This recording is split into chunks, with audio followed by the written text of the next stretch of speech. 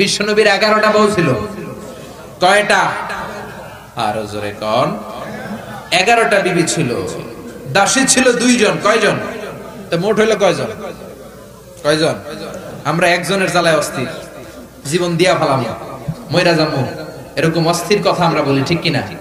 বিশ্বনবীর স্ত্রী ছিল 11 জন, দাসী ছিল 2 জন। মোট কয়জন? প্রথম বউ হচ্ছে খাদিজা, খাদিজা বিনতে খুয়াইলিদ, 1 নাম্বার, ঠিক কিনা? তারপরে আয়েশা বিনতে আবি বকর, হাফসা বিনতে উমর, জাইনাব নামে 2 বউ, জাইনাব বিনতে জাহাশ, জাইনাব বিনতে খুজাইমা, সাফিয়া বিনতে হুয়াই ইবনে আখতাব, সাউদা বিনতে জামাআ, জুয়াইরিয়া বিনতুল হারিস, মাইমুনা বিনতুল হারিস, উম্মে হাবিবা রমলা বিনতে আবি সুফিয়ান, উম্মে সালামা বিনতে আবি উমাইয়া। এই 11 জন বউ ছিল। সুবহানাল্লাহ। 2 জন দাসী ছিল, একজনের নাম রাইহানা বিনতে যায়েদ আন-নাদারিয়া, আরেকজনের নাম মারিয়া বিনতে শামউন আল-কিবতিয়া। চিল্লায় পড়েন আল্লাহু আকবার। অনেক ইহুদি খ্রিস্টান নাস্তিকের দলেরা বলে, নাস্তিকের বাচ্চারা বলে বিশ্বনবী নাকি নারী পূজারী ছিলেন, নারীর দেহভোগ করার জন্য এতগুলো বিয়ে করেছেন। কপাল পোড়া, একটা বিয়েও বিশ্বনবী নিজের মন গড়া করে নাই, করেছেন কার আদেশে? জোরে বলেন, কার আদেশে? বিশ্বনবীর প্রথম বিয়েটা যখন বিশ্বনবী করেছেন বয়স ছিল কত?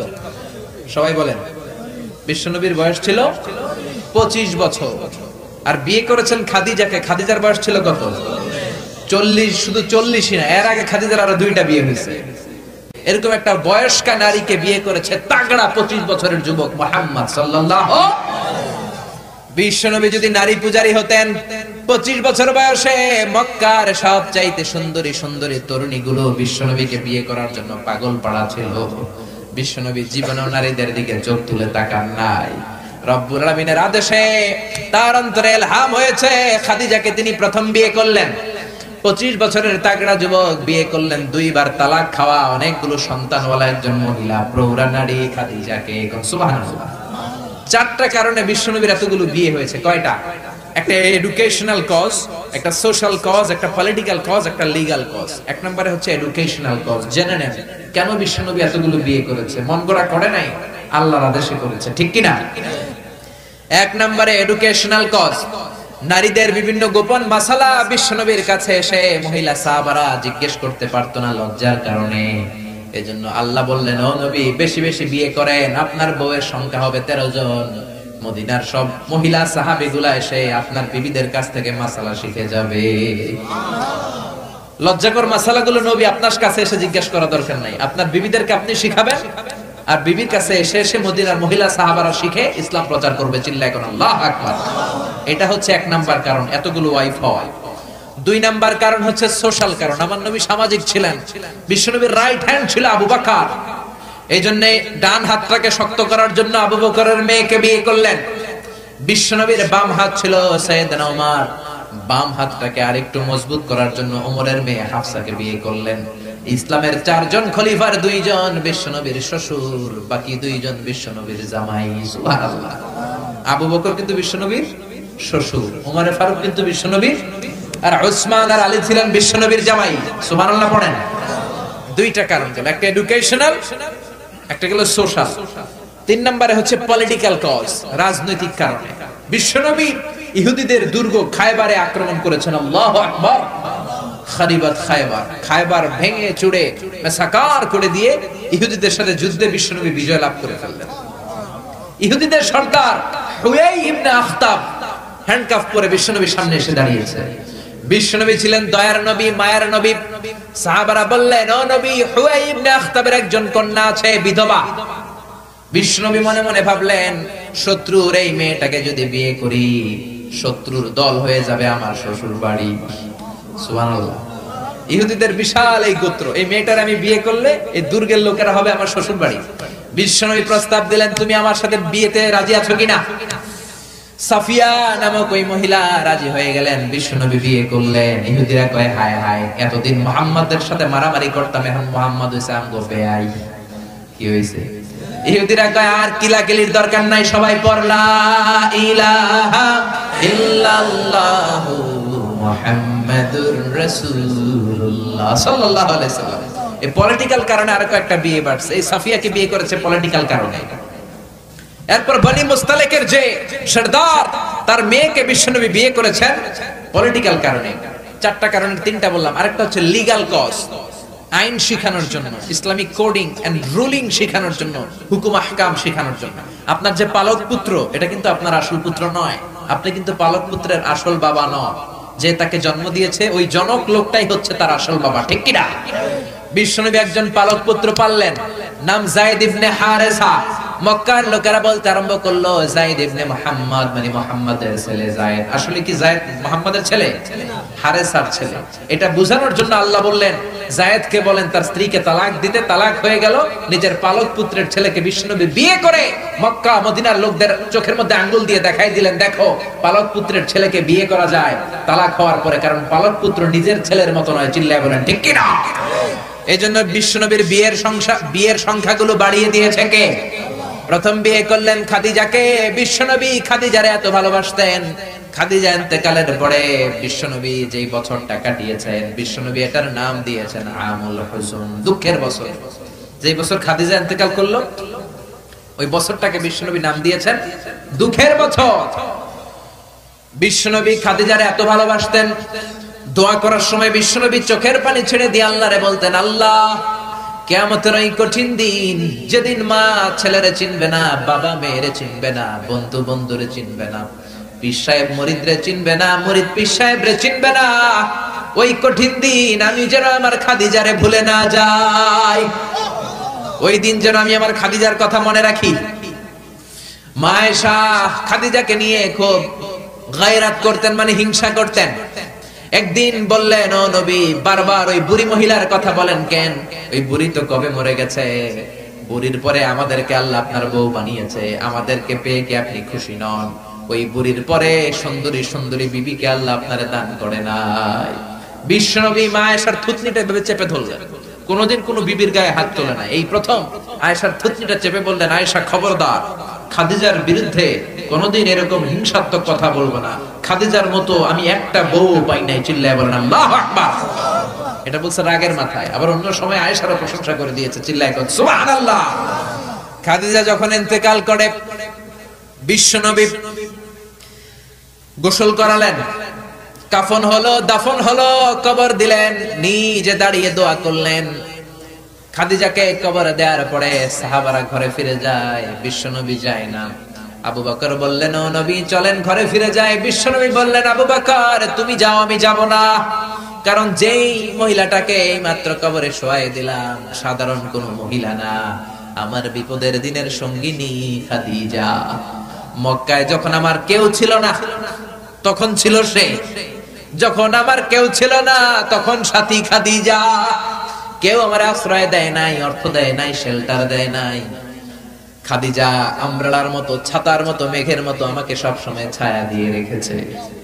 মক্কার লোকেরা আমারে 3 বছর জেল খাটালো, ওই জেলখানার ভিতরে কেউ যায় নাই, খাদিজা গিয়েছে। আল্লাহু আকবার। 3টা বছর খাদিজা আমার সাথে জেল খেটেছে। আবু বকর পৃথিবীর কোন মহিলাকে রব্বুল আলামিন আরশের উপর থেকে সালাম দেয় নাই, একটা নারীকে শুধুমাত্র আরশের উপর থেকে আল্লাহ সালাম দিয়েছে, সেটা হলো আমার এই খাদিজা। সর্বপ্রথম যেই নারী আমার হাতে হাত রেখে কালিমা পড়েছে এটা হলো আমার খাদিজা। ও আবু বকর তুমি ঘরে ফিরে যাও, আমি যাব না, আমি নবী দাঁড়িয়ে থাকবো। খাদিজার কবরের 3টা প্রশ্নের জবাব, মার রব্বুকা ওয়া মা দীনুকা ওয়া মান হাদার রাজুল, এই খাদিজার কবরের 3টা প্রশ্নের জবাব আমি নিজে দিয়ে তারপরে আমি ঘরে যাব রে আবু বকর। সাইয়েদনা জিবরাইল এসে বললেন, ও নবী আপনি ঘরে ফিরে যান, আল্লাহ জানিয়ে দিয়েছে আপনার আর দাঁড়িয়ে থাকার দরকার নাই, ঘরে ফিরে যান, আবু বকরের সাথে আপনি চলে যান। আল্লাহ জানিয়ে দিয়েছে খাদিজার কবরের 3টা প্রশ্নের জবাব আরশের উপর থেকে আল্লাহ নিজেই দিয়ে দিবে। কি ভালোবাসতো খাদিজাকে। খাদিজার পরে বিশ্বনবী যাকে ভালোবাসতো সে হচ্ছে আয়েশা, সবচেয়ে বেশি ভালোবাসতো। বিশ্বনবী বলেন, উরিতু কি সালাসালা ইয়া আয়েশা, আয়েশা বিয়ের আগে আমি রাতে তোমার 3বার স্বপ্নে দেখেছি। বুখারীর বর্ণনা। কয়বার? এই 3বার স্বপ্নে দেখার পর তোমার চেহারাটা জান্নাতের একটা রেশমি কাপড়ে এনে জিবরাইল বলল, বিশ্বনবী দেখুন তুমি এটারে কেমন লাগে? আমি বললাম ভালো লাগে। জিবরাইল তার কয়েকদিন পরে বললেন, ও নবী আকাশ থেকে ডাইরেক্ট প্রপোজ, সরাসরি প্রস্তাব, বিয়ে করবেন নাকি? কার মেয়ে? জিব্রাইল কয় আবু বকরের মেয়ে। বিশ্বনবী বললেন, ও জিব্রাইল, তুমি যদি ঘটক হও, আল্লাহ যদি হয় বিয়ের কাজী, আমি মুহাম্মদ রাজি। বিয়ে হয়ে গেল, সুখ আর সুখ। বিশ্বনবীর একমাত্র কুমারী বউ মা আয়েশা যখন বিশ্বনবীর সাথে এক ল্যাপের নিচে শুয়ে থাকতো, তখনও কোরআনের আয়াত নাজিল করতো কে? বিশ্বনবী যখন অন্যান্য স্ত্রীদের সাথে এক ল্যাপের নিচে শোয়া, তখন কিন্তু কোরআনের আয়াত নাজিল হতো না। শুধুমাত্র কেবলমাত্র মা আয়েশার সাথে যখন শোয়া, তখন কোরআনের আয়াত নাজিল করতো কে? চিল্লায় বলেন কে? মা আয়েশা বলেছেন, 5টা জিনিস আল্লাহ আমারে দিয়েছে, পৃথিবীর কাউরে আল্লাহ দেয় নাই। 1 নাম্বার, আমি বিশ্বনবীর একমাত্র কুমারী বউ, বাকি বউগুলা ছিল বিধবা। আমি ছাড়া বিশ্বনবীর কোনো কুমারী বউ ছিল না। 2 নাম্বার, আমার ঘরেই বিশ্বনবীর কবর। যারা হজ উমরা করতে যান, বিশ্বনবীর সালাম পড়তে যান, এখন এটা মসজিদে নববীর ভিতরে অ্যাটাচ হয়েছে। যেই জায়গায় বিশ্বনবী আজ আবু বকর আর ওমরকে ডান দিকে রেখে শুয়ে আছেন, এটাই ছিল মা আয়েশার ঘর। সুবহানাল্লাহ। আমার ঘরে বিশ্বনবীর কবর। 3 নাম্বার, আমার কোলেই মাথা রেখে বিশ্বনবী শেষ নিঃশ্বাস ত্যাগ করেছে। 4 নাম্বার, আমার কারণে তোমরা তায়াম্মুমের বিধান পেয়েছো। এই যে আমরা ওযু না করতে পারলে, পানি না পেলে তায়াম্মুম করি, এটা মা আয়েশার কারণে আমরা পেয়েছি। সুবহানাল্লাহ। বনুল মুস্তালিকের যুদ্ধ থেকে বিশ্বনবী ফিরে আসছেন, পথিমধ্যে মা আয়েশা গলার লকেট হারায় ফেলছে। লকেট চিনেন নাকি চেইন চিনেন? হার চিনেন? হার, আচ্ছা হার, স্বর্ণের হার হারায় ফেলছে। বিশ্বনবী বলেন, কাফেলা থামাও, আমার স্ত্রী হার হারিয়েছে, হার খোঁজো। সবাই হার খুঁজতে খুঁজতে ওদিকে মাগরিবের সময় চলে যায়। এখন কি করবে? যেই জায়গায় হার হারাইছে ওই জায়গায় পানিও নাই, পানি অনেক দূর। বিশ্বনবীর প্ল্যান ছিল কাফেলা যেতে যেতে পানির জায়গায় থামবো, ওযু করে নামাজ পড়বো। কিন্তু হার খোঁজার কারণে এখন পানিও নাই। তখনও তায়াম্মুমের বিধান মুসলমানরা জানে না, আল্লাহ জানায় নাই, নাজিল করে নাই।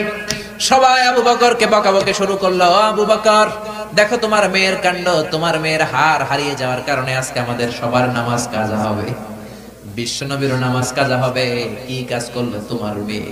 আবু বকর যে আয়েশারে ধমকাতে লাগলো, আয়েশা কি করলি? আল্লাহ সাথে সাথে আবু বকরকে ধমক দিয়ে কোরআনের আয়াত নাজিল করলো, আবু বকর আয়েশারে ধমক দিও না, আয়েশারে ধমক দিলে আমার আরশ কেঁপে যায়। فإن لم تجدوا ماء فتيمموا صعيدا طيبا। আয়েশার সম্মানে আল্লাহ আয়াত নাজিল করলেন, فإن لم تجدوا ماء, এখন থেকে সফরে কোথাও যদি ওযুর জন্য তোমরা পানি না পাও, মাটি দিয়ে তায়াম্মুম করে নামাজ পড়বা, কবুল করে নিবে কে?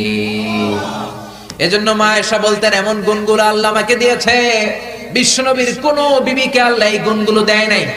এত ভালোবাসতো বিশ্বনবী আয়েশাকে, 1 বালতি থেকে পানি নিয়ে দুইজনে গোসল করত। 1 বালতির মধ্যে পানি নিয়ে 1 মগ দিয়ে বিশ্বনবী মাথায় পানি ঢালে, আর 1 মগ দিয়ে মা আয়েশা ঢালে। গ্লাসের যেই জায়গায় ঠোঁট লাগিয়ে মা আয়েশা পানি খেত, ওই জায়গাটা খুঁজে খুঁজে বিশ্বনবী ওনার ঠোঁট লাগিয়ে পানি খেতেন। সুবহানাল্লাহ। আস্তে করে কত রোমান্টিক ছিল আমার নবী।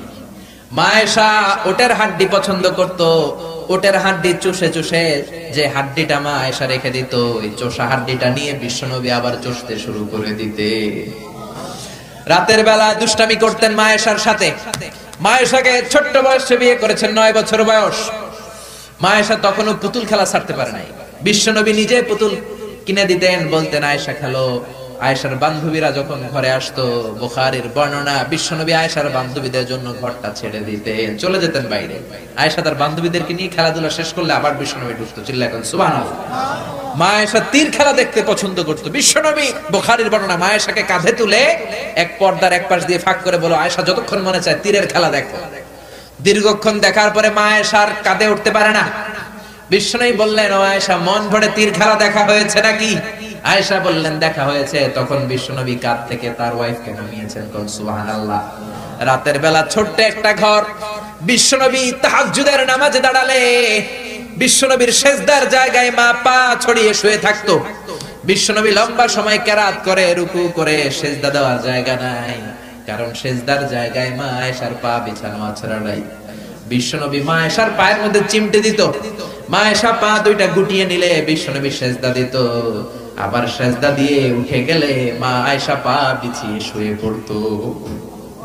সুবহানাল্লাহ পড়বেন না? কি সুন্দর ছিল ওনাদের সংসার, কি ভালোবাসা ছিল। স্বামী স্ত্রীর পারস্পরিক সম্পর্ক তো আমরা বিশ্বনবীর জীবনী থেকে শিখবো, সাহাবাদের জীবনী থেকে শিখবো, ঠিক কি না?